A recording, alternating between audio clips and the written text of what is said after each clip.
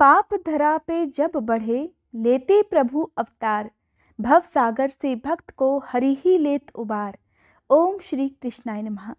आप सभी का मेरे YouTube चैनल पर हार्दिक स्वागत है। आप सभी भक्तजन मेरे चैनल पर हर दिन भगवान कृष्ण की कहानियां सुनते हैं, लेकिन आज मैं आपको निधिवन की कुछ सच्ची बातें बताने वाली हूँ। वही निधिवन जहाँ भगवान कृष्ण ने गोपियों संग और राधा रानी संग महारास रचाया था। लेकिन उससे पहले मैं आपको सुनाने वाली हूँ वृंदावन की एक सच्ची घटना की कहानी। ये कहानी है एक संत की। आज की कहानी उम्मीद करती हूँ आपके दिलों तक जरूर जाएगी, और अगर आज की ये कहानी आपके दिलों को छू जाए और आपके अंदर कुछ परिवर्तन आए तो आप कमेंट बॉक्स में मुझे जरूर बताइएगा। कहते हैं कि एक बार एक संत थे। वे एक बार वृंदावन घूमने गए। वहां कुछ दिन घूमे फिरे और प्रभु के दर्शन किए। जब वापस लौटने का मन किया तो सोचने लगे भगवान को भोग लगाकर कुछ प्रसाद भी लेता चलूं। ये सोचकर संत महाराज ने रामदाने के कुछ लड्डू खरीदे, मंदिर गए, ठाकुर जी को प्रसाद चढ़ाया और आश्रम में आकर सो गए। आखिरकार उन्हें सुबह वापसी की ट्रेन जो पकड़नी थी, अगले दिन ट्रेन से चल दिए। सुबह वृंदावन से चली ट्रेन मुगलसराय स्टेशन तक आने में शाम हो गई। अब संत महाराज सोचने लगे, अभी तक तो घर पहुंचने में मुझे 3-4 घंटे और लगेंगे। क्या करूं? भूख भी लग रही है और मुगलसराय में ट्रेन आधे घंटे रुकती भी है। चलो तब तक हाथ पैर धोकर संध्या वंदन करके कुछ खा पी लिया जाए। ऐसा सोचकर संत महाराज ने हाथ पैर धोए और लड्डू खाने के लिए डिब्बा खोल लिया। जैसे ही उन्होंने लड्डू का डिब्बा खोला तो उन्होंने देखा लड्डू में चींटियां लगी हुई थी। उन्होंने चींटियों को हटाकर 1-2 लड्डू खा लिए। अब जो बाकी लड्डू बच गए, संत महाराज ने सोचा कि इन बाकी बचे लड्डू का मैं प्रसाद बांट दूंगा। ऐसा सोचकर उन्होंने वो लड्डू वापस अपने थैले में रख दिए। लेकिन कहते हैं ना कि संत लोग जो होते हैं वो बहुत दयालु होते हैं। अब बेचारे संत महाराज को लड्डुओं से ज्यादा उन चींटियों की चिंता सताने लगी जो कि लड्डू में लग गई थी। संत महाराज मन ही मन सोचने लगे कि चींटियां वृंदावन से इस मिठाई के डिब्बे में आई हैं। अब बेचारी ये चींटियां इतनी दूर तक ट्रेन से मुगलसराय तक आ गई। कितने भाग्यशाली थे कि इनका जन्म वृंदावन में हुआ।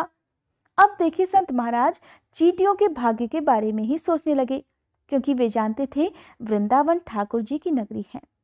इतना पवित्र धाम है कि वहां जन्म लेने वाला हर प्राणी, चाहे वो जीव जंतु हो या मनुष्य, सभी बहुत भाग्यशाली हैं।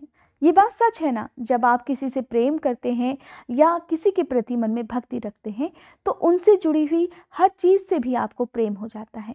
उनसे जुड़ी हर चीज आपको पवित्र लगने लगती है। अब संत महाराज सोचने लगे कि इतनी दूर से ये चींटियां आ तो गई, अब पता नहीं कितने दिन या इनको कितने जन्म लग जाएंगे वापस पहुंचने में।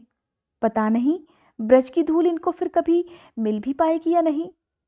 ये तो मैंने बड़ा भारी पाप कर दिया। मैंने इनका वृंदावन छुड़वा दिया। नहीं, मुझे वापस जाना होगा। अब संत महाराज सोच में पड़ गए। उन्हें चैन ही नहीं आ रहा था कि उनके लड्डुओं के डिब्बे में चींटियां वृंदावन धाम से उनके साथ आ गई थी। उन्हें ऐसा लग रहा था, उन्हें अपराध बोध लग रहा था कि मैंने इन चींटियों का धाम इनसे छुड़वा दिया। इतनी पवित्र नगरी से मैंने इन चींटियों को दूर करवा दिया। अब देखिए संत दयालु थे तो उन्होंने चींटियों को वापस उसी मिठाई के डिब्बे में बड़ी सावधानी से रख दिया, ताकि एक चींटी भी डिब्बे से बाहर ना जा पाए और उसका वृंदावन धाम ना छूट जाए। अब संत महाराज ने बीच रास्ते से ही वापस वृंदावन जाने की ट्रेन पकड़ ली और बड़ी सावधानी से उस डिब्बे को थामे रहे जिसमें चींटियां थी। वो कोई साधारण चींटियां नहीं थी, आखिरकार वृंदावन की चींटियां थी। और संत महाराज नहीं चाहते थे कि एक भी चींटी उस डिब्बे से बीच रास्ते में ही गिर जाए। अब सारे रास्ते डिब्बे की देखभाल करते हुए संत महाराज जी पहुंच गए वृंदावन धाम। जैसे ही वहां पहुंचे तुरंत मिठाई की दुकान के पास दौड़ लगा दी। अब जैसे ही मिठाई की दुकान के पास गए, उन्होंने बड़े प्रेम और बड़े सम्मान से डिब्बा धरती पर रख दिया और हाथ जोड़कर कहने लगे, हे ठाकुर जी, मेरी गलती के लिए मुझे क्षमा कीजिएगा। मेरे भाग्य में नहीं कि मैं तुम्हारे ब्रज में रह सकूं, तो इस बात का भी मुझे कोई अधिकार नहीं कि जिसके भाग्य में ब्रज की धूल लिखी हो उसे मैं ब्रज से दूर कर पाऊं। दुकानदार ने जब ये देखा तो दौड़ा हुआ आया। महाराज, लड्डू में अगर चींटियां लग गई हैं तो कोई बात नहीं, आप दूसरी मिठाई तुलवा लो। तो संत महाराज कहने लगे, नहीं भैया, आपकी मिठाई में कोई कमी नहीं थी, बस इन हाथों से पाप होते होते रह गया, उसी का प्रायश्चित कर रहा हूं। दुकानदार ने जब सारी बात जानी तो उन संत महाराज के पैरों के पास बैठ गया और भावुक हो गया। अब आप सभी भी एक पल के लिए अपनी आंखें बंद कीजिए, एक बार महसूस कीजिए, अपनी मन की आंखों से उस दृश्य का एहसास कीजिए। क्या दृश्य रहा होगा? अपने भगवान की भक्ति में भक्त विवल हो रहे थे। एक तरफ दुकानदार बैठा रो रहा था तो दूसरी तरफ संत महाराज की आंखें गीली हो रही थी।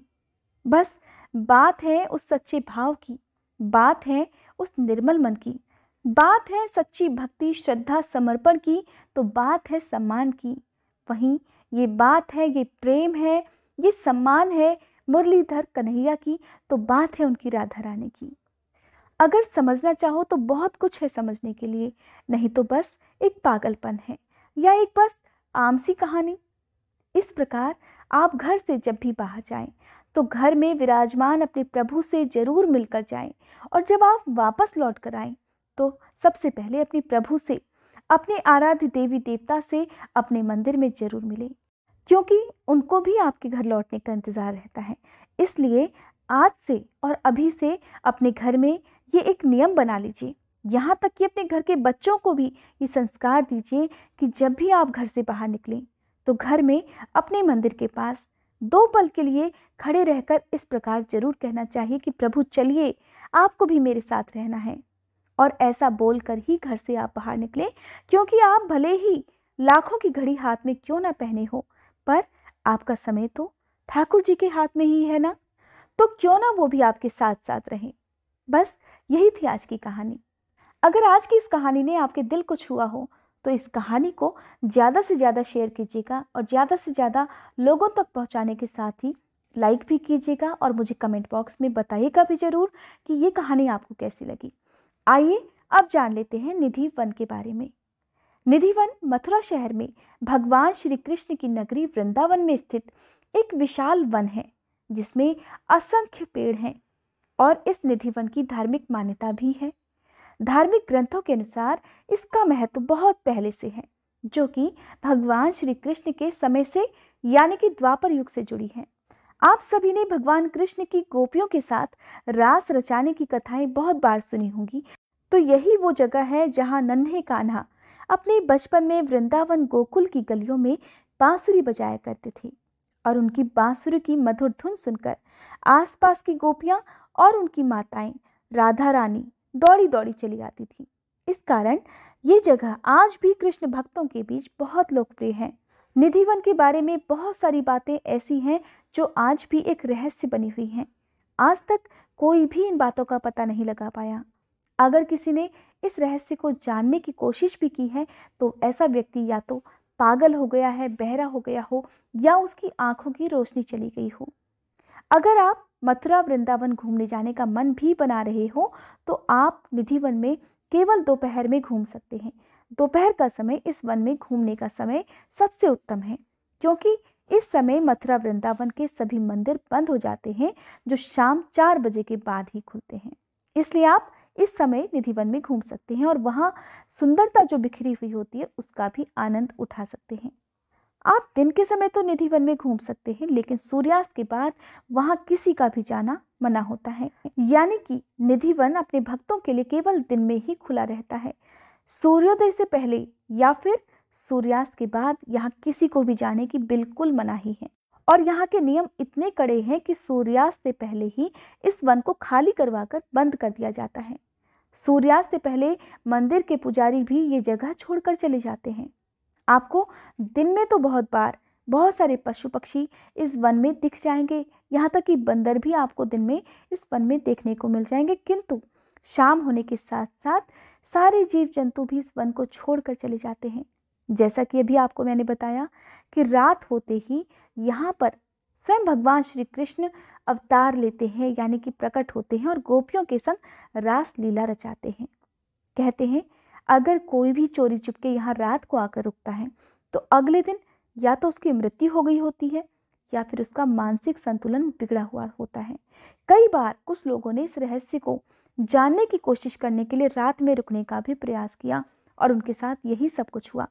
कुछ लोग अंधे हो गए, बहरे हो गए या फिर कुछ बोलने के लायक ही नहीं बचे। अगर आप निधिवन घूमने जाएंगे तो आपको यहाँ पर असंख्य तुलसी जी के पौधे मिल जाएंगे, लेकिन सबसे ज्यादा हैरानी की बात तो ये है कि कोई भी तुलसी का पौधा यहाँ पर अकेला नहीं है, यानी कि हर तुलसी के साथ एक और तुलसी का पौधा है।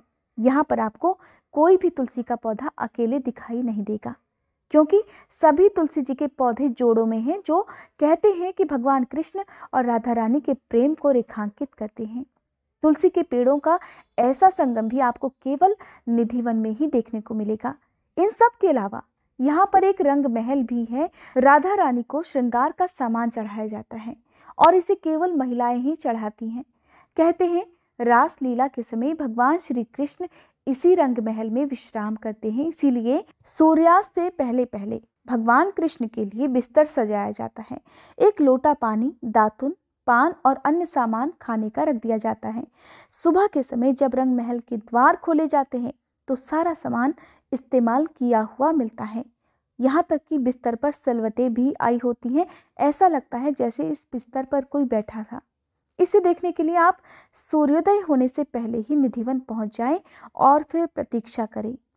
कहते हैं सुबह 5 से 6 बजे के बीच निधिवन के द्वार खोले जाते हैं और फिर पंडित जी रंगमहल के 7 ताले आपके सामने ही खोलते हैं और भगवान के द्वारा इस्तेमाल किया गया सामान भी आपको हूबहू वैसा ही दिखा देते हैं। जानकारों का खुद भी मानना है कि इस निधिवन में भगवान कृष्ण का वास है, इसीलिए तो हर कोई यहाँ की मिट्टी को अपने सर माथे लगाना चाहता है। यही वो जगह है जहाँ पर आकर विज्ञान भी हार मान लेता है। अगर बचती है तो सिर्फ भक्ति और श्रद्धा, ऐसी श्रद्धा और भक्ति जिसमें सराबोर होकर कान्हा के भक्त सिर्फ खो जाना चाहते हैं।